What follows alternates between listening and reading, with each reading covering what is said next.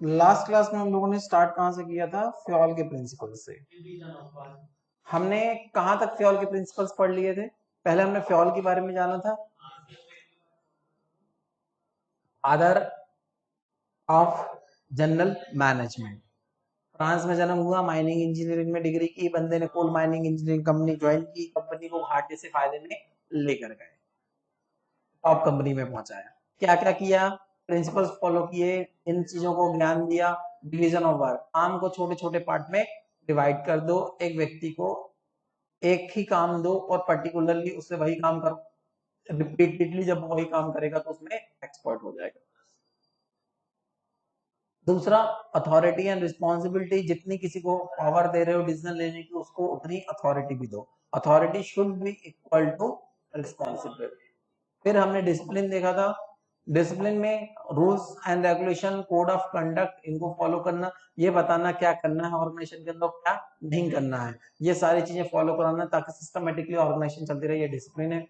फिर हमने unity of command देखा था, एक टाइम पे एक वर्कर को एक ही बॉस से ऑर्डर मिलना चाहिए, ज्यादा जगह से ऑर्डर मिलेगा तो बंदा कंफ्यूज हो जाएगा, कंफ्यूज आ जाएगा। ये यूनिटी ऑफ डायरेक्शन पढ़ाया था मैंने लास्ट क्लास में? नहीं पढ़ाया था। आज हमें यहीं से स्टार्ट करना है। आज का प्रिंसिपल है यूनिटी ऑफ डायरेक्शन। ठीक है,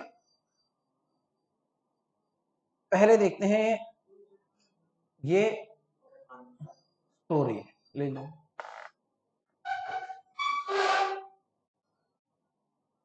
वही पुरानी कोऑर्डिनेशन वाली थ्योरी। गाड़ी याद है? टिंग टिंग टेणे टेणे।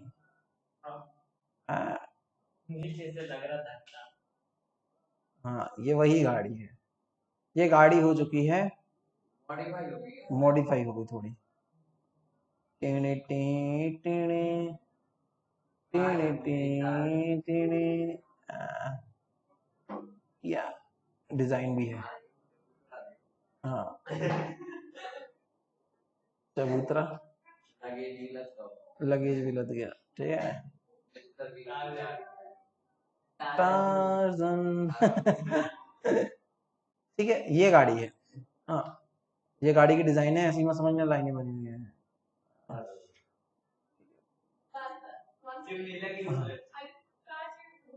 सुनो सुनो।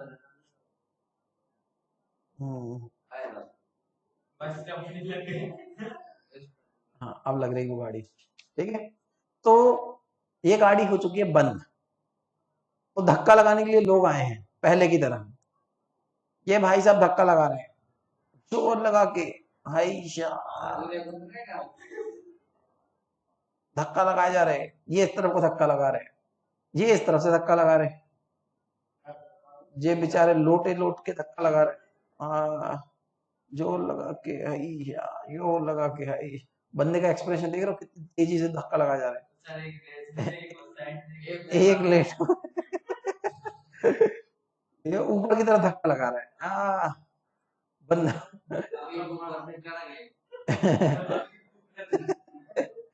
एक ऊपर से धक्का लगा रहा है नीचे की तरफ, लेटा हुआ है। चारों दिशाओं से अलग अलग डायरेक्शन में।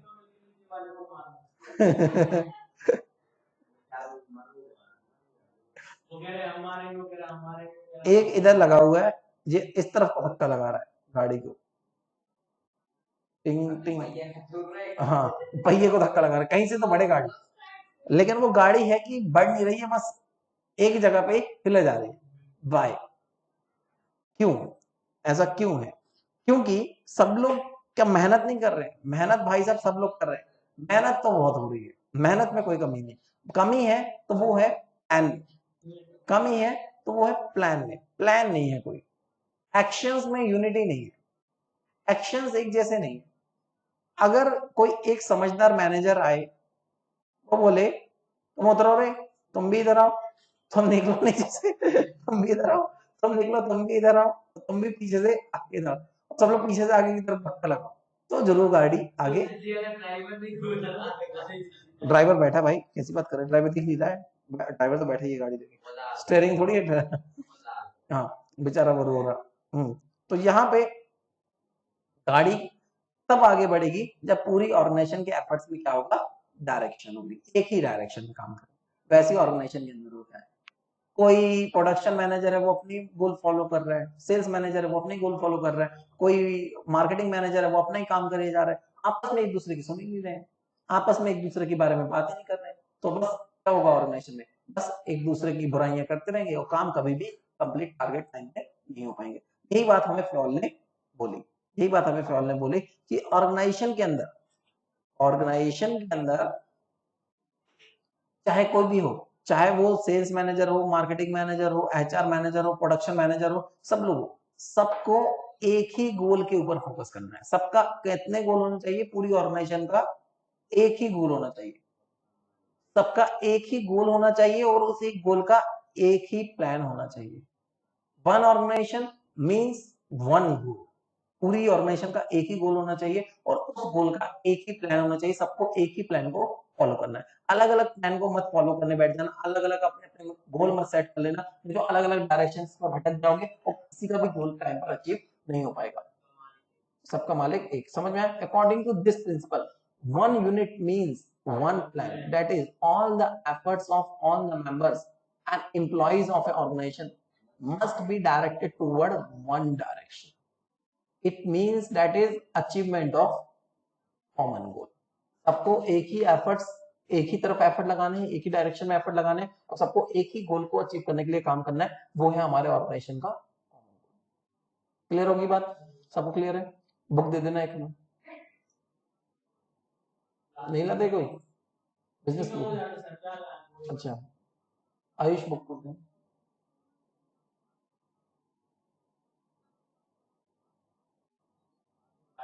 वाह, बड़ी लंबी प्रोसेस से आई बुक।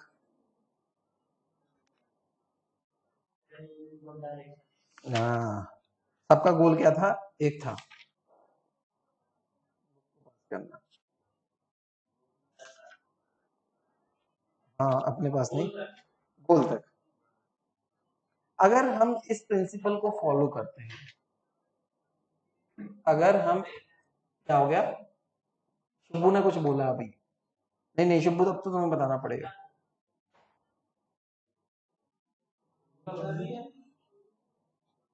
अगर हम इस प्रिंसिपल को फॉलो करेंगे तो हमें क्या क्या अच्छी बातें पता चली, मतलब क्या क्या हमारे लिए अच्छा होगा।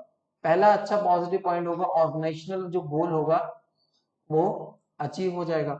दूसरे नंबर पे सबके एफर्ट्स जो होंगे वो यूनिफाइड हो जाएंगे, मतलब सिंगल डायरेक्शंस में एफर्ट आ जाएंगे, अलग अलग डायरेक्शंस में नहीं लोग भटकेंगे और इसकी वजह से टीम में क्या आ जाएगा?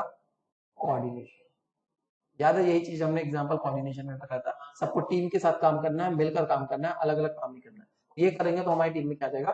कोऑर्डिनेशन आ जाएगा। अगर हम इस प्रिंसिपल को फॉलो नहीं करते, अगर हम इस प्रिंसिपल को फॉलो नहीं करते तो हमारे पास कॉन्सिक्वेंसेस क्या हो सकते हैं?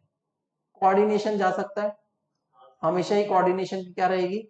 कमी रहेगी, सब लोग अपना अपना काम करते रहेंगे, वेस्टेज होगा, वेस्टेज होगा टाइम एंड मनी का, पैसा भी वेस्ट होगा और टाइम भी बर्बाद होगा, सब लोग अपना अपना काम करते रहेंगे तो, और हमारे गोल्स जो होंगे वो कभी भी अचीव नहीं हो पाएंगे।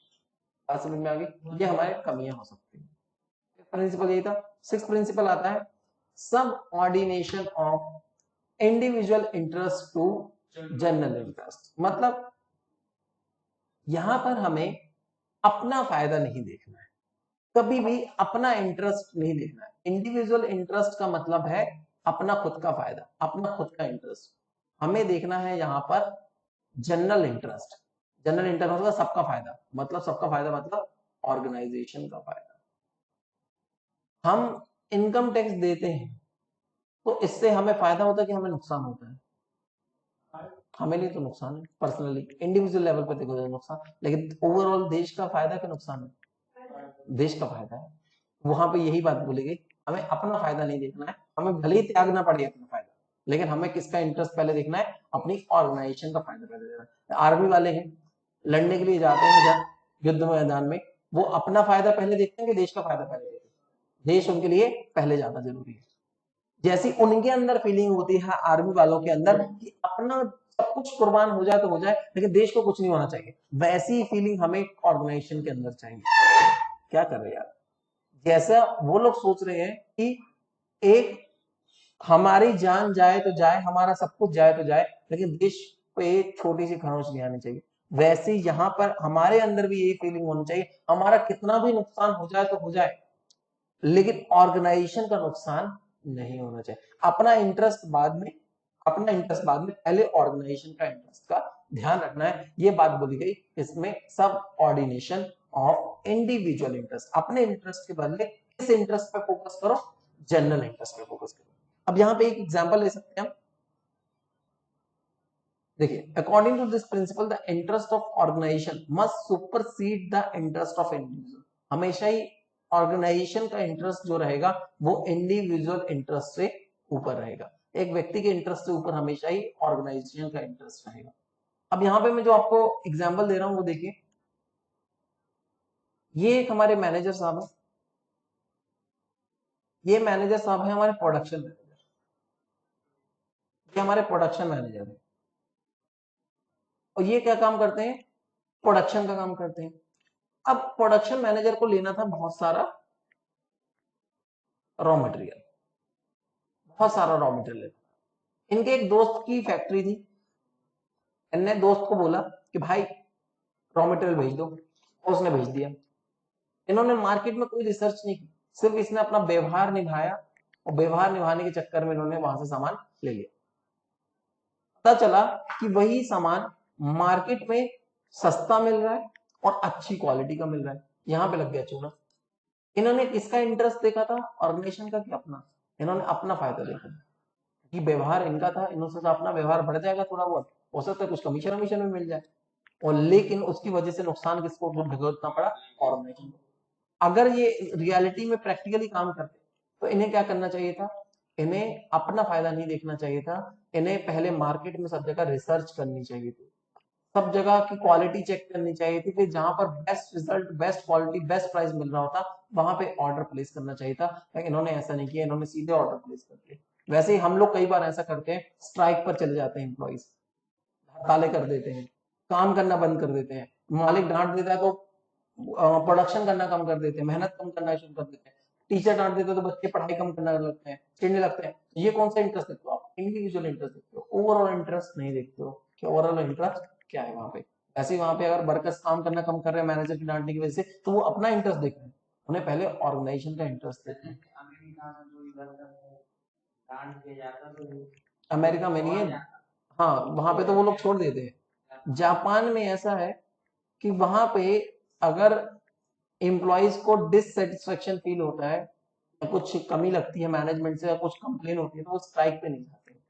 वो लोग, एक तो वहां पे मैनेजमेंट और वर्कर्स दोनों टीम की तरह काम करते हैं, फैमिली मेंबर्स की तरह काम करते हैं। वहां पे वर्कर्स को एम्प्लॉय माना ही नहीं जाता है। यहाँ पे तो हमारे जो लोग काम करते हैं उनको हम लोग नौकर मानते हैं, अरे ये तो नौकर हमारे, लेकिन वहां पे ऐसा नहीं माना जाता, वहां पे उनको फैमिली का मेंबर माना जाता है एम्प्लॉइज को। और एम्प्लॉइज भी यही करते हैं कि वो भी मालिक को बाहर का व्यक्ति नहीं मानते, उनको फैमिली मेंबर की तरह ट्रीट करते हैं, और अगर उन्हें मैनेजमेंट से कोई प्रॉब्लम है तो वो स्ट्राइक पर नहीं जाते हैं कभी। वो अपना जो प्रोटेस्ट होता है वो हाथ में ब्लैक रिबन बांधकर शुरू करते हैं, अपने हाथ में ब्लैक रिबन बांध देंगे सभी लोग, तो मैनेजमेंट को समझ में आ जाता है वर्कर्स को कुछ प्रॉब्लम है। वर्कर्स लेकिन काम बराबर करते हैं, ताकि ऑर्गेनाइजेशन को नुकसान नहीं होना चाहिए। ऑर्गेनाइजेशन को नुकसान मतलब लॉन्ग रन में हम ही को नुकसान होने वाला है, लंबे समय में तो हम ही को नुकसान होगा। क्यों, ऑर्गेनाइजेशन को आज नुकसान होगा, कल के दिन उससे लॉस होगा, लॉस कम होगा, लॉस होगा तो हमें प्रॉफिट नहीं मिलेगा, हमें सैलरी नहीं मिलेगी ज्यादा, ना हमारी सैलरीज कभी बढ़ेगी। और आज हमने अच्छे से काम किया, कल के दिन ऑर्गेनाइजेशन को प्रॉफिट होगा, ऑर्गेनाइजेशन को प्रॉफिट होगा तो परसों की डेट में हमारी सैलरीज भी बढ़ेंगी, हमें भी फायदा होगा। तो हमेशा ही ऑर्गेनाइजेशन का इंटरेस्ट पहले रखना पड़ता है, अपना इंटरेस्ट बाद में रखना पड़ता है। ऐसा नहीं करते अपना काम बनता भाड़ पे जाए बनता, ये वाला कॉन्सेप्ट नहीं अपनाया जाता। समझ में आ गया? तो अगर हम इस प्रिंसिपल को फॉलो करते हैं, अगर हम इस प्रिंसिपल को फॉलो करते हैं तो हमारा फिर से वही पॉजिटिव इंपैक्ट ये आता है। पॉजिटिव इंपैक्ट, गोल जो होते हैं हमारे ऑर्गेनाइजेशन वो अचीव हो जाएंगे। अगर ऑर्गेनाइजेशन पे फोकस किया जाएगा तो ऑर्गेनाइजेशन के गोल अचीव हो जाएंगे, और कोऑर्डिनेशन आ जाएगा किनके बीच में, इंडिविजुअल के बीचों में, इंडिविजुअल एंड ऑर्गेनाइजेशनल गोल्स। हमारे जो गोल होंगे पर्सनल गोल और ऑर्गेनाइजेशन के गोल, उनके बीच में कोऑर्डिनेशन आ जाएगा। अब हम अपने गोल के लिए नहीं काम करेंगे, अब हम ऑर्गेनाइजेशन के गोल के लिए काम करेंगे। लेकिन अगर फॉलो नहीं करेंगे तो ना तो ऑर्गेनाइजेशन का गोल अचीव हो पाएगा, कभी अपनी अपना फायदा देखते रहोगे तो कहाँ गोल अचीव होगा। गवर्नमेंट एम्प्लॉयज के साथ ऐसा होता कि नहीं होता, अपना देखते हैं अपनी ड्यूटी हो गई पूरी, बाकी गवर्नमेंट को नुकसान होता है तो होता है, वहां पे कभी सरकार के ऑब्जेक्टिव अचीव नहीं हो पाते, तो ऑर्गेनाइजेशन गोल कभी पूरे नहीं हो पाते, और लॉन्ग रन में एम्प्लॉयज को ही सफर करना पड़ता है। लॉन्ग रन में, लंबे समय में देखा जाए तो कभी ना कभी एम्प्लॉयज को ही सफर करना पड़ेगा, क्योंकि ना तो उनकी कभी सैलरी बढ़ पाएगी, ना तो उनकी ग्रोथ हो पाएगी, ना उनका प्रमोशन हो पाएगा, इकट्ठा बर्डन पड़ जाएगा काम करने में, ये नुकसान होता है इसके अंदर। बात समझ में आ गई? क्लियर है? तीसरा प्रिंसिपल आज का, ये ऐसे काम करना है सबको।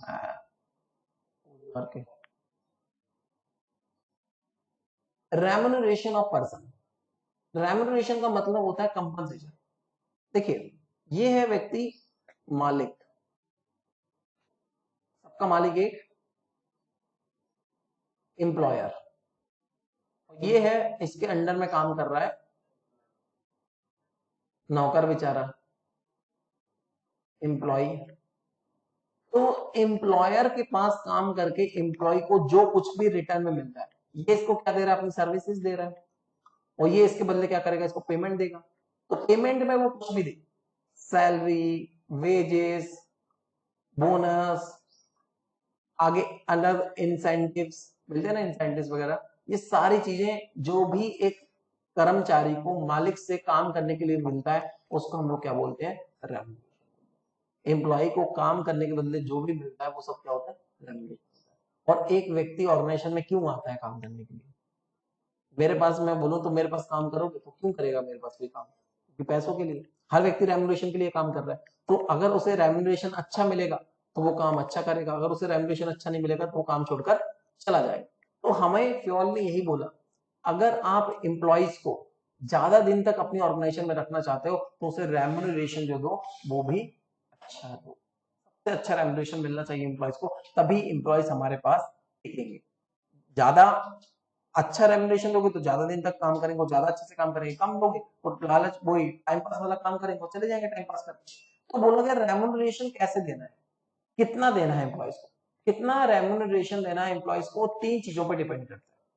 तीन, ना तो ज्यादा देना है ना कम देना है, ऐसा भी मत दे दो कि खुद घाटे में चल जाओ, और इतना कम भी मत दो कि एम्प्लॉय छोड़कर चला जाए।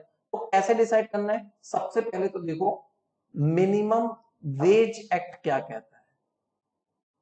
मिनिमम वेज एक्ट, सरकार ने एक एक्ट बना के रखा है कि हर काम के बदले मिनिमम पेमेंट कितना मिलना चाहिए। पहले तो उस पर नजर मारो कि उसके अकॉर्डिंग काम का वेतन कितना होना चाहिए। दूसरा, मिनिमम वेज एक्ट के बाद आती है दूसरी चीज, खुद की फाइनेंशियल कंडीशन, अपनी खुद की औकात कितनी है, खुद की हिम्मत कितनी है देने की, खुद कितना पैसा पे कर सकते हैं उस काम के बदले। और तीसरा, कॉम्पिटिटर्स, कॉम्पिटिटर्स उसी काम के लिए कितना पैसा पे कर रहे हैं, हमारे बगल वाले उसी काम को करवाने के बदले एम्प्लॉयज को कितना पे कर रहा है वो देख लो। जब ये तीनों चीजें चेक करोगे तो आपको एक स्टैंडर्ड पता चल जाएगा कि आपको कितना पैसा देना है। इन दोनों चीजों को कंपेयर करने के बाद किसी एम्प्लॉय को सैलरी दो तो वो कभी छोड़कर भी नहीं जाएगा, हमेशा आपके पास काम भी करता रहेगा। अगर इस प्रिंसिपल को फॉलो करेंगे, समझ में आया? अच्छा रेम्युनरेशन देने का मतलब उनको इन तीनों चीजों के हिसाब से सैलरी पेमेंट करनी है। अगर हम इन तीनों चीजों को फॉलो करेंगे तो हमारी एम्प्लॉयज जो होंगे, सबसे बड़ा फायदा होगा, हमारे एम्प्लॉयज जो होंगे, कहां पे लिख रहा है, हमारे एम्प्लॉयज जो होंगे वो मोटिवेटेड रहेंगे, हमारे एम्प्लॉयज हमेशा मोटिवेटेड रहेंगे, और हमेशा ही डिवोशन और कमिटमेंट, हमेशा ही डिवोशन और कमिटमेंट के साथ काम करेंगे। डिवोशन और कमिटमेंट मतलब पूरा लग के मन लगाकर काम करेंगे, डेडिकेशन के साथ काम करेंगे। लेकिन अगर हम ऐसा नहीं करेंगे तो पहला नुकसान हमें झेलना पड़ेगा, एम्प्लॉयज का टर्नओवर बढ़ जाएगा। एम्प्लॉयज टर्नओवर बढ़ जाएगा। एम्प्लॉयज टर्नओवर का मतलब होता है कितने नए एम्प्लॉयज आपके ऑर्गेनाइजेशन में आ रहे हैं, उनके कंपैरिजन में कितने पुराने एम्प्लॉयज आपके पास छोड़कर जा रहे हैं, कितने एम्प्लॉयज छोड़ रहे हैं, कितने एम्प्लॉयज नए आ रहे हैं। तो ये रेशो जितना ज्यादा होता है उतना खराब माना जाता है। आपके पास जितने पुराने एम्प्लॉयज होंगे वो उतने ही अच्छे हैं, जितने नए लोगों को लाओगे वो उतने ही उनको ट्रेनिंग देना पड़ेगा, उतनी काम उन्हें सीखने में लगा, और पता लगे एक साल बाद वो भी छोड़ के चले गए, जैसा अपने स्कूल में होता है। नए आते हैं पुराने चले जाते हैं, नए आते हैं पुराने चले जाते हैं, तो ये होता है एम्प्लॉयज टर्नओवर रेशियो। ये मैनेजमेंट क्या, क्योंकि उन्हें डिससेटिस्फेक्शन फील होता है ऑर्गेनाइजेशन में, उन्हें कोई अच्छी अपॉर्चुनिटी मिलती है एम्प्लॉयज को, वो छोड़ के तो जाएंगे। हमें यहाँ पे कम मिल रहा है, किसी ऑर्गेनाइजेशन में हमें ज्यादा मिलने लगा, हम ये ऑर्गेनाइजेशन छोड़ देंगे। अब वो हर काम के लिए अलग अलग लिखा है, किस काम के लिए कितना देना वो उसमें अलग अलग लिखा है, बहुत बड़ा एक्ट है, ऐसा छोटा मोटा नहीं। करीब इतने ही है, 300 करीब है। अच्छा, तो यहाँ पे एम्प्लॉयज टर्नओवर रेशियो हमेशा कम रहना चाहिए, और अगर हम इस हिसाब से सैलरी पे करेंगे तो हमारा एम्प्लॉयज टर्नओवर रेशियो हमेशा कम रहेगा। अगर ये रेशियो ज्यादा होता है तो ये माना जाता है मैनेजमेंट इनएफिशिएंट है, मैनेजमेंट अपने एम्प्लॉयज की केयर नहीं करता है, एम्प्लॉयज ज्यादा डिससेटिस्फाइड फील करते हैं इस ऑर्गेनाइजेशन में। सबसे कम एम्प्लॉयज टर्नओवर रेशियो पता किसमें होता है? Government job. लोग ज्वाइन तो करते हैं लेकिन छोड़ते नहीं अगर रिटायरमेंट में है। लेकिन कुछ प्राइवेट जॉब में क्या होता है, लोग आते हैं पुराने जाते हैं, नए आते हैं पुराने जाते हैं, वहां पे रेशियो ज्यादा होता है। लेकिन प्राइवेट कंपनी जैसे बड़ी बड़ी टीसीएस जैसे होगी, वहां पे एम्प्लॉयज एक बार ज्वाइन करता छोड़ते नहीं। क्यों छोड़ते? तो वही है, वहां पे एम्प्लॉयज टर्नओवर रेशियो सबसे कम रहता है, क्योंकि वहां पे एम्प्लॉय सबसे ज्यादा सेटिस्फाइड फील करते हैं, जहां पे एम्प्लॉय सबसे ज्यादा सेटिस्फाइड फील करेंगे वहां पे टर्नओवर रेशियो कम रहेगा। तो लेकिन अगर हम ये प्रिंसिपल फॉलो नहीं करेंगे तो टर्नओवर रेशियो बढ़ जाएगा और एम्प्लॉयज हमेशा ही डिससेटिस्फाइड और डीमोटिवेटेड रहेंगे, कभी भी ना तो सेटिस्फाइड रहेंगे ऑर्गेनाइजेशन से, ना ही मोटिवेट होकर काम करेंगे। क्लियर? ठीक है, 3 प्रिंसिपल देख लिया, बाकी हम लोग कल की क्लास में कंटिन्यू